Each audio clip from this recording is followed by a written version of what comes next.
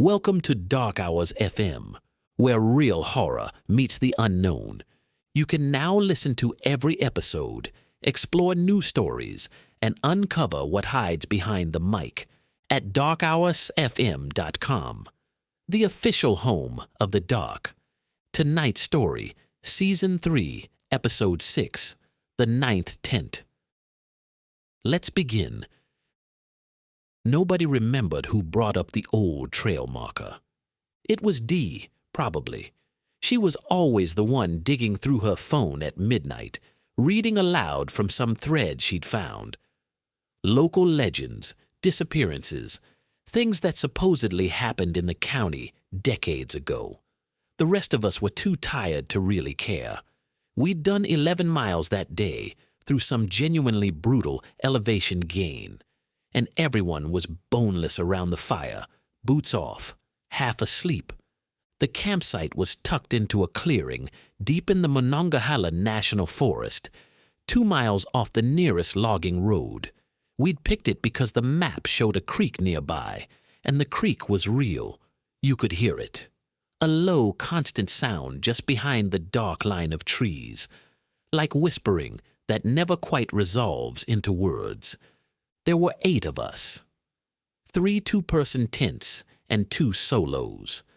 We'd been camping together for 6 years. Dee held up her phone screen toward the fire. Okay, so this is from a hiking forum, 2011. Someone's asking why there's a trail register at the Crow Fork trailhead that goes up to tent number 9, but there are only 8 designated sites. Nobody said anything. The fire popped. Someone replies, there used to be a 9th site, up on the ridge north of the junction. They decommissioned it in 1994. Nobody camps there anymore. Why? Marcus asked, even though I could tell he didn't really want to know. Dee read on. Because of what happened in '93, hikers kept reporting that they'd wake up in the middle of the night to sounds near the 9th site. Voices. Then one morning, a couple came down and said their neighbor at Site 8 had been talking to someone in the dark for 3 hours, but there was nobody else registered on the trail. The neighbor was a solo camper. When rangers checked on him, he was fine, normal. Said he didn't remember talking to anyone. Kel, who was the most skeptical person I had ever met in my life, said, that's just sleepwalking. Sure, Dee said, except it happened with 4 different groups, over 4 months, solo campers specifically. And the last one, the last registered solo camper at Site 8, didn't come back down. A long quiet settled over the clearing. The creek kept whispering. I don't know who looked toward the trees first, but once one person did, we all did. The darkness beyond the firelight was absolute, real, physical darkness, the kind cities never let you see anymore. Your eyes just fall into it and find nothing. We're not near Site 8, Marcus said firmly. We're on the South Loop. I know, Dee said. I'm just reading. We went to sleep around midnight. I know the time because I checked my phone before zipping into my bag. 11:58. My tent mate, Roz, was already out, breathing slow and deep. I lay there listening to the creek.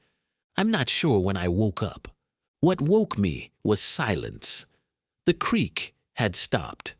I lay still for what felt like a long time, telling myself that creeks stop sometimes, that there's a perfectly mundane reason a sound you've been hearing all evening would just cease. I counted my breaths. I got to 31. Then I heard the voice. It was low, barely above a murmur, and it was coming from somewhere just past the edge of camp. A man's voice, calm and unhurried, like someone finishing a conversation. I couldn't make out words, just rhythm, the cadence of explanation, of instruction. I told myself it was Marcus. Marcus sometimes walked at night. He had trouble sleeping at altitude.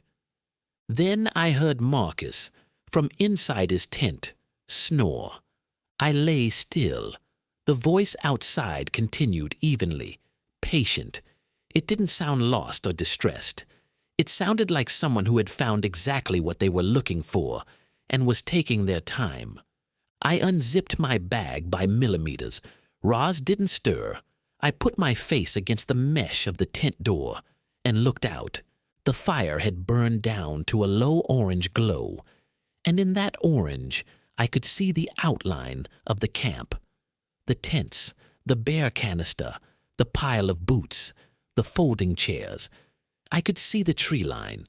I could see, standing just inside the trees, a shape.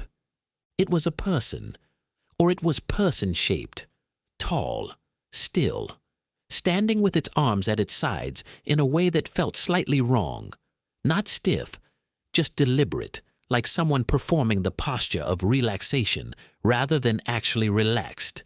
It was looking at the tents, not moving, not making the voice anymore, just looking. I know I stopped breathing. I know this, because the next thing I remember is a hard gasp, and Roz waking up saying, What? And me clamping my hand over her mouth and shaking my head. When I looked back through the mesh, the shape was gone. We didn't sleep again. We lay in the dark with the zipper pulled up and Roz's hand around my wrist, and neither of us said anything until the birds started, which was a very, very long time later. In the morning, everyone looked rough and tired. I waited until we were packed out and moving before I said anything. When I told them, the group got quiet. Marcus checked his phone's step counter. He hadn't walked in the night. Nobody had, except whoever that was in the trees. Kel, for once, had nothing to say. We looked at the spot where I'd seen the figure. The ground there was soft.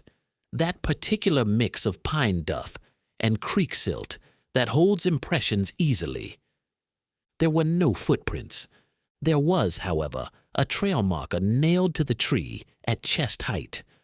Old, rusted, the paint almost entirely worn away. But you could still make out the shape underneath the rust. A number, 9. We were on the south loop. We'd checked the map 3 times. But I've thought about it a lot since, and I think whoever made that map simply forgot to ask what the forest already knew, that the 9th site doesn't stay where you put it. It finds you. Specifically, it finds the ones who are too tired to keep watch. Sleep well. Thank you for listening. Or maybe, thank you for letting it listen through you. So the next time your screen flickers in the dead of night, when you hear something in the hallway, when someone calls your name, or there's a knock at your door that shouldn't be there, don't answer it, because you never know if it's the last mistake you'll ever make. Sleep well, if you can. This has been Dark Hours FM, and we'll be watching.